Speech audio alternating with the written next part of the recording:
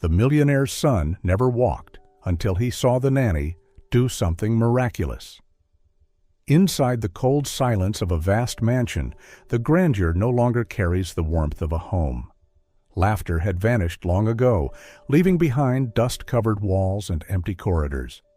There lives Edward Hartman, once a celebrated architect whose designs bore the mark of brilliance, now reduced to a shadow wandering through the very house he created.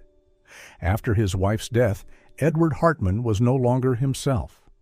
The man once praised as a master of architecture, known for bringing visions to life through breathtaking buildings, now lived like an empty shell. He had once stood on stages at prestigious universities, been invited to international conferences, and handled projects that most architects could only dream of. But all of that was now nothing more than faded photographs in frames, hanging on the cold walls of his mansion. The sudden loss of his wife had not only stolen happiness, but also drained Edward's will to live. Slowly, he refused to meet friends, stopped accepting new projects, and cut ties with colleagues. Letters, phone calls, and invitations continued to arrive, yet he never responded. Day after day, Edward locked himself inside his study, with only the desk lamp casting light over piles of abandoned sketches, ghosts of a past life. But the weight of his sorrow grew heavier because of Daniel, his only child, his only hope. In that tragic accident, Daniel had survived, but the boy seemed lost to the world. Sitting motionless in his wheelchair, his eyes were empty, devoid of expression. He did not speak, did not react, as if no longer connected to life. Edward tried everything. He hired the best doctors, sought out famous therapists, even paid foreign specialists. Caretakers came and went, 9 in a single year. All of them left or were dismissed. None could make Daniel speak or move. Not a single one. Each failure pushed Edward deeper into isolation. He began to believe that fate had sealed his son's condition, that Daniel would never return, and that the blame rested on his shoulders alone. The accident replayed in his mind endlessly. The blinding light, the sound of metal crashing, the piercing scream, then darkness. He never shared the details with anyone, but deep inside, Edward believed he was the cause of it all. The mansion, once a place of joy, became a prison of memories. Grand rooms gathered dust, walls echoed with the past. Staff moved quietly, fearful of making noise. No music was played, no laughter allowed. Even the smallest sign of joy felt like salt on Edward's unhealed wound. Within that atmosphere, Daniel sat for hours, sometimes days, in the same spot. Edward often passed by, glancing at his son with eyes heavy with guilt, but rarely dared to come closer. The distance between father and son widened each day. Edward feared looking into Daniel's lifeless eyes, for in them he saw his own failure reflected back. And so the house, once alive with laughter, warm dinners, and piano melodies played by his wife, was now filled only with silence. A silence not of peace, but of emptiness, gnawing at the soul. Deep down, Edward knew he was losing everything, but he also believed no one could ever bring Daniel back. For him, hope had long since died. In the midst of endless grief, Edward slowly came to see himself as the cause of it all. Yet there was one truth he could not escape. The one who bore the greatest weight of the accident was not him, but Daniel. The boy who had once been full of life, the very reason Edward had kept moving forward, had now become only a shadow within the house. To understand the depth of Edward's despair, one must look closer at Daniel's condition, his only son. Daniel Hartman, 12 years old, sat motionless in his wheelchair positioned in the corner of the vast living room. To outsiders, he resembled a statue, silent, unresponsive, his vacant eyes staring through everything. But to Edward, every glance at his son felt like thousands of knives piercing his heart. Since the accident, Daniel had not spoken a single word.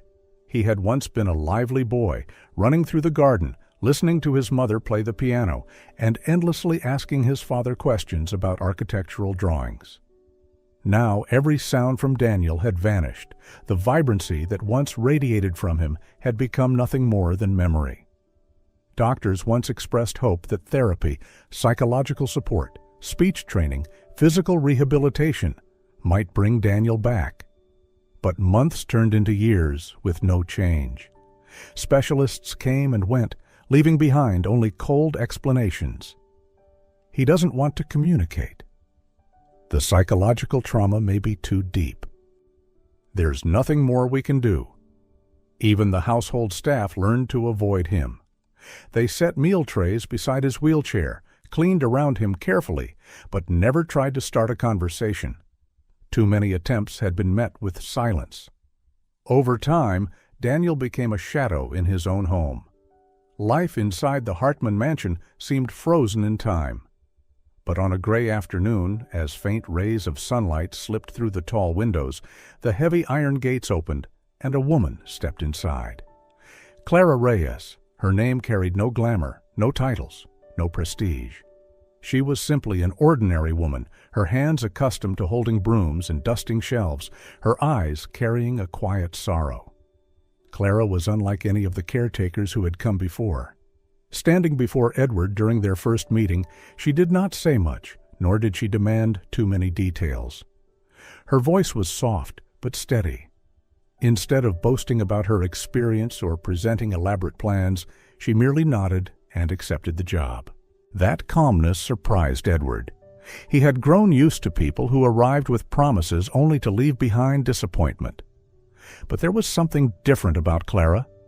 On her first day, Clara did not try to reach Daniel with loud chatter or awkward exercises.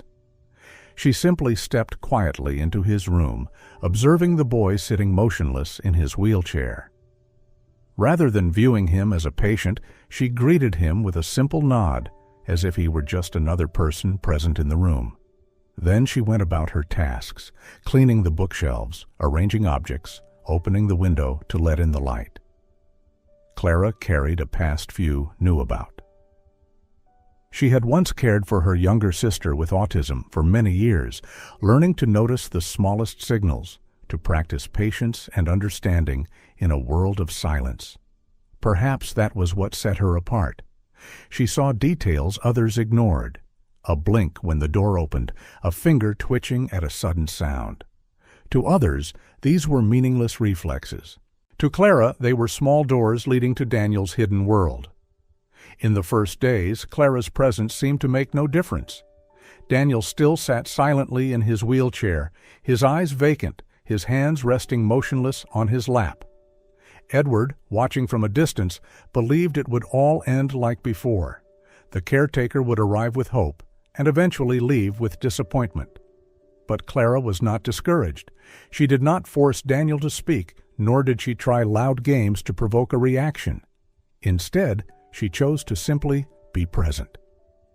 While tidying the room, Clara softly hummed an old melody, a lullaby she used to sing to her younger sister through sleepless nights. Her voice was gentle like a breeze, not meant as a performance, but as a habit carved deep into her being. And then something small yet extraordinary happened. As Clara sang, Daniel's eyes slowly closed. Not out of exhaustion, but because his body seemed soothed. The tension in his muscles eased, his breathing grew steadier. Clara glanced at him briefly, showing no outward surprise, continuing her work as though nothing had happened. Yet inside, her heart trembled. For the first time, she had seen Daniel truly relax. In the days that followed, Clara began to notice more. When she opened the window, Daniel blinked harder. When a glass touched the table with a faint clink, his fingers twitched. When birds sang in the garden, his eyes shifted toward the sound. Small details everyone else had ignored now revealed themselves clearly to her. Edward noticed too, though he kept telling himself it was coincidence. Each time he caught a reaction, he turned away, afraid that hope might flare up only to die again. But Clara saw it differently. To her, these were not accidents. They were the first sparks of a door slowly opening. Clara continued to sit near Daniel, telling him ordinary stories. An elderly woman at the market each morning, a child running down the street, a little bookshop filled with the scent of old paper. She spoke in a gentle tone, as if certain Daniel was listening. And it seemed that his eyes did follow her movements, brief moments that convinced Clara he was still there, merely locked behind invisible walls. This patience began to breathe something new into the heavy air of the house. The staff started speaking in normal tones again, no longer tiptoeing through the halls. The mansion felt less suffocating, as though Daniel's very breath was returning piece by piece, carried through Clara's quiet presence. Those small changes were like underground streams seeping into the heavy air of the Hartman mansion. For Edward, they were fleeting, not enough to earn his trust. But for Clara, they were the foundation of a long journey. Day by day, she patiently built an invisible bridge between Daniel and the world. Clara began bringing small books with her. She didn't place them on the table as decoration, but gently set them on Daniel's lap. At first, he showed no reaction, his hands unmoving. But gradually, she noticed his eyes lingering longer on the covers. Once, as she dusted nearby, his fingertip brushed against the raised lines on the book's surface. It was the tiniest of gestures, but for Clara, it was enough to keep her smiling the entire day. Music slowly became another bridge. Clara often played soft piano pieces while cleaning. At first, Daniel sat motionless, but after weeks, his eyes began following her movements around the room. The notes seemed to awaken distant memories of his mother sitting at the piano. Clara never mentioned it, but deep inside, she knew Daniel was still listening, still feeling. Throughout it all, Edward often stood at a distance, silent. He watched Clara repeat what seemed like pointless actions with endless patience. Inside him, two feelings collided. Part of him wanted to believe something was changing. The other part burned with shame and jealousy. Clara, a simple woman with no titles, no reputation, was doing what he, with all his wealth and connections, had failed to do. Many nights, Edward asked himself why. Why had he, the father who once swore to protect Daniel, given up so easily, while a stranger could persist with such quiet strength? The question weighed heavily, leaving him both grateful and painfully aware of his own shortcomings. Clara, however, never saw herself as remarkable. She only followed what her heart told her, to sit beside Daniel so that silence was no longer a burden, but a safe space. She believed that as long as he felt he wasn't abandoned, one day Daniel would step out from behind the invisible walls surrounding him. One quiet afternoon, Clara carried a small flashlight, not for an experiment, but out of old habit, checking the dark corners of the room. When the thin beam shone across the floor, Daniel's eyes unexpectedly followed the light. Clara paused, held the beam still, then shifted it slightly. Again, Daniel's eyes moved with it. Her heart pounded, but she pretended not to notice, continuing her chores as usual. That evening, when everyone else had left the room, Clara tried again. Sitting near Daniel, she swept the soft light across the floor. Once more, his gaze tracked the glow. This time, Clara knew for certain it was no random reflex. Beneath the shell of silence, Daniel was still there, watching, listening. In the following days, Clara tested other gentle stimuli. Birdsong, the clink of glass, a colorful ball rolling across the floor. Each time she noticed subtle reactions, a finger twitch, quicker blinks, a sharper breath. She recorded everything in a small notebook, as if gathering evidence to prove Daniel had never truly disappeared. Then, one morning, while Clara told a light-hearted story about her sister and a small dog, the impossible happened. Mid-sentence, she heard a faint sound. At first, she thought she imagined it, but when she stopped speaking, Daniel parted his lips and formed a shaky syllable. Ah. It was weak, trembling, but real.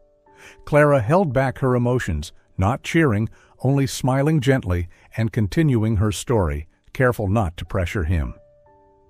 In the days that followed, Daniel repeated the effort, sometimes va, sometimes ma. They were not full words, but for a child who had been silent for years, it was nothing short of a miracle. For the first time, something cracked through the wall of silence. One afternoon, while Clara was folding blankets, Daniel fixed his gaze on her. His lips quivered before softly uttering, Mama? Clara froze, her body stiffening as tears welled in her eyes. She didn't let them fall. Instead, she sat down, took Daniel's hand, and smiled tenderly. Perhaps he had confused her with the memory of his mother. Yet, whatever the reason, it was still the first word he had spoken aloud. From the doorway, Edward witnessed the moment. His heart shattered. Joy at hearing his son's voice mingled with painful jealousy. Daniel had called a stranger mother, while he, the father, had never received such a response. Silently, Edward turned away, leaving Clara by Daniel's side, overwhelmed with both tears and hope. After the afternoon when Daniel whispered Mama, Clara began to notice more details around the house. She felt there was something unspoken, a hidden truth lurking behind Edward's silence and the long shadow of Daniel's despair. One day, while tidying Edward's study, Clara stumbled upon a small wooden box locked away in a drawer. Inside were several pill bottles, each labeled with Daniel's name. What shocked her was the dosage and ingredients. These were not vitamins or mild supplements, but heavy sedatives, strong enough to keep a child in a constant fog. The name Dr. Elias Morton appeared repeatedly on the labels. Clara had never heard of him before. She snapped photos of the bottles and kept them secret. That night, once the house was quiet, she searched online, digging through every trace of information she could find. The deeper she read, the colder her heart grew. Dr. Morton had once been investigated for questionable prescriptions, his license revoked, yet somehow he resurfaced in hidden underground lists for desperate families. Clara sat frozen for hours, staring at the glowing screen. Now it all made sense. Daniel's vacant state was not solely the result of trauma, but also of being forced to take these powerful drugs. His silence wasn't just an aftermath of the accident, it was being manufactured. The next day, Clara said nothing to Edward. She knew that if she confronted him too soon, he might explode in anger or dismiss her entirely. But in her heart, a decision was already forming. She could not allow Daniel to live this way any longer. Each pill, each bottle, was like an invisible shackle binding an innocent child. Clara knew she was about to step into a battle, not only against Edward's stubbornness, but also against the haunting guilt that consumed him. And so, the veil covering Daniel's life began to lift. This truth did not only shake Clara, it signaled that great upheaval was about to descend upon the mansion, a place long accustomed to silence. The next morning, Clara brought the box to Edward. Her hands trembled, but her voice was steady. "Mr. Edward, you need to see the truth." Edward glanced at the bottles, then froze. As Clara laid out the research she had gathered, his face went pale. He sank into his chair, hands gripping his head. "No, I only wanted to help my son. Morton said these would keep Daniel calm. I didn't know." His voice broke, each word cutting deeper than the last. Tears streamed down the face that had long hidden behind cold composure. This was the breaking point, the moment Edward's armor, worn for years, was finally torn apart. Clara placed her hand firmly on the desk. "These medicines aren't healing Daniel, they're imprisoning him. If you continue, you'll lose him forever." Silence filled the room. Edward bowed his head, shoulders trembling, as though the whole house had collapsed onto him. After what felt like an eternity, he lifted his eyes, red but resolute. "Stop. We stop the medication. Today." Those words were more than a medical decision. They were Edward's surrender, an admission of fear, guilt, and at last, hope. Stopping the medication did not bring instant results. In the first days, Daniel was weary, his gaze drifting, his body heavy, as though he had just awoken from an endless sleep. Clara stayed by his side hour after hour, patiently soothing him, speaking softly, humming as she always had.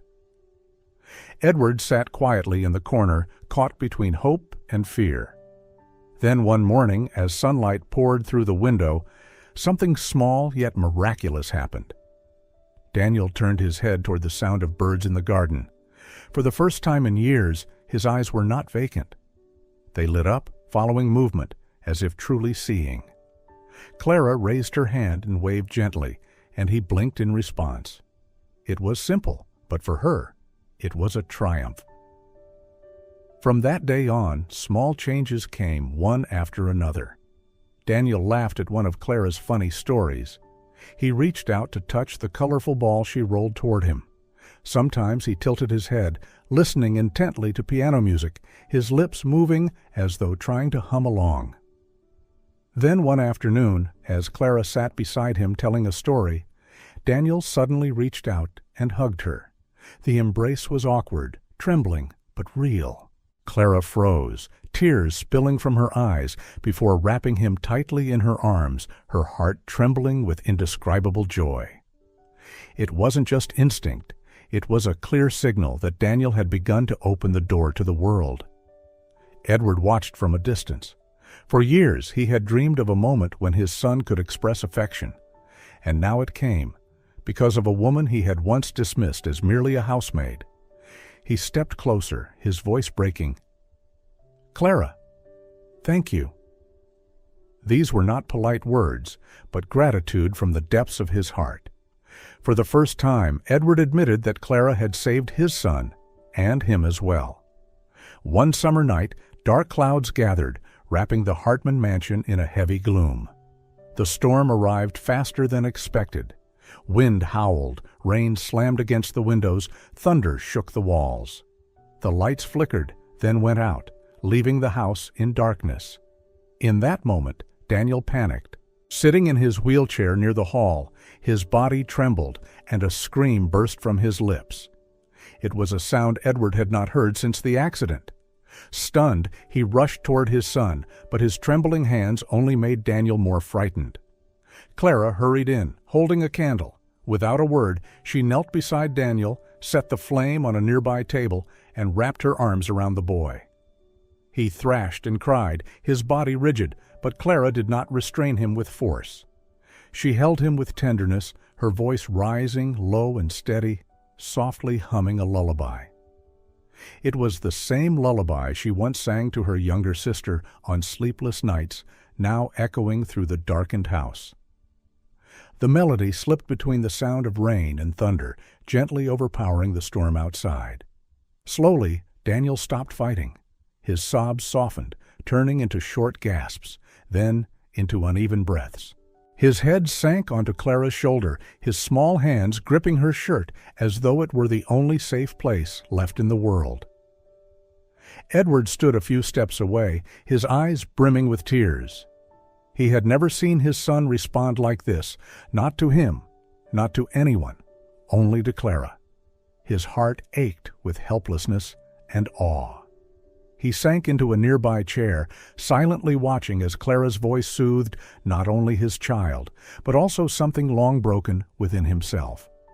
The storm outside still raged, but inside the room a strange peace was reborn. At last Daniel drifted into sleep in Clara's arms, his breathing calm and steady. The candlelight glowed warmly across his face. Clara lifted her eyes toward Edward, saying nothing, only giving a small nod. In that glance lay a vow. I am here. I will not abandon this boy. The next morning, the mansion carried a different silence, no longer heavy, but expectant. Daniel woke with clearer eyes, as if the storm had washed away some of his fear.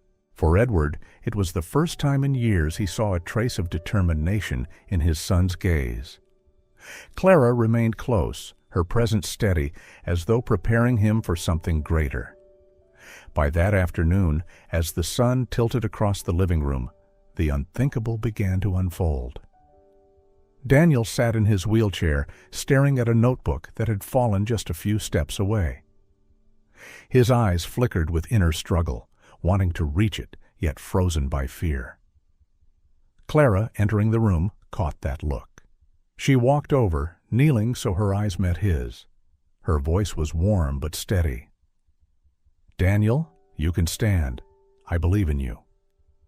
Daniel trembled, his hands gripping the armrests. His breathing grew rapid, his face flushed with strain. His frail legs quivered as though resisting the weight of the world. Clara whispered, each word like a thread of strength. "Slowly, I'm right here." And then, as if by miracle, the boy began to lift himself. His knees shook violently, but at last Daniel stood upright, his eyes widening in disbelief at himself. Clara held her breath, tears brimming, but let him balance on his own. A deep breath. Then that small foot lifted. One step, wavering, then another. Each movement unsteady, yet they were real steps, the first in years once thought impossible. At the doorway, Edward stood frozen. His heart pounded, fists clenched. He had heard every doctor say, "He will never walk again." And now, before his eyes, his son was walking. He could no longer hold back. His vision blurred with tears, his body trembling. As Daniel took a few more steps, Edward collapsed, covering his face, and sobbed aloud. His cries poured out like a flood, breaking open after years buried under guilt and despair. Clara lifted her gaze, meeting his eyes. No words were needed. In that moment, only one truth existed. A miracle had happened, born from a seed of belief planted in a child's heart. The news came unexpectedly on a quiet morning. Clara received a call from a renowned children's therapy center. They invited her to join their team, a job she had once dreamed of, advanced training, the chance to help many children like Daniel. It was an opportunity she had never dared to imagine would come true. But joy quickly turned into burden. From that day, Clara began keeping her distance. She still cared for Daniel faithfully, but the playful moments, the warm conversations, grew fewer. Her smile carried a trace of absence. Daniel was the first to notice. One evening, as Clara stood to leave, he grabbed her sleeve, his eyes trembling. "Don't go. Please don't go, Mama Clara." Clara froze. Her heart ached at hearing those words, "Mama Clara," from his trembling lips. She held him tightly, tears falling onto his shoulder. That night, Clara decided she had to tell Edward the truth. In the quiet kitchen, she hesitated, then confessed, "Mr. Edward, I received a job offer from a therapy center. It's a big opportunity for me. I don't know if I should stay or leave." Edward stood still, his heart tightening. He didn't answer right away. After Clara left, he sat alone in his study, sifting through old keepsakes. In a drawer, he found a letter from his late wife, written years ago. "If one day I am no longer here, please let others love Daniel. He needs more than one heart. Don't keep him in loneliness, or he will wither." The words cut deep, but also gave him clarity. The next evening he sought Clara out, his voice rough but firm.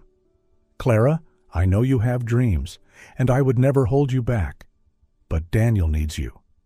And so do I. You are no longer just an employee. If you stay, stay as part of this family." Clara stood frozen, her eyes blurred with tears. She looked into Edward's face, the once distant man, now trembling at the thought of losing the hope he had just regained. After a moment of silence, she nodded, smiling through her tears, bittersweet yet resolute. She chose to stay, not only for the work, but for the love that had bound them together as a true family. 2 years had passed, and the Hartman mansion was no longer the same. Once a place of shadows and silence, it now brimmed with laughter and music.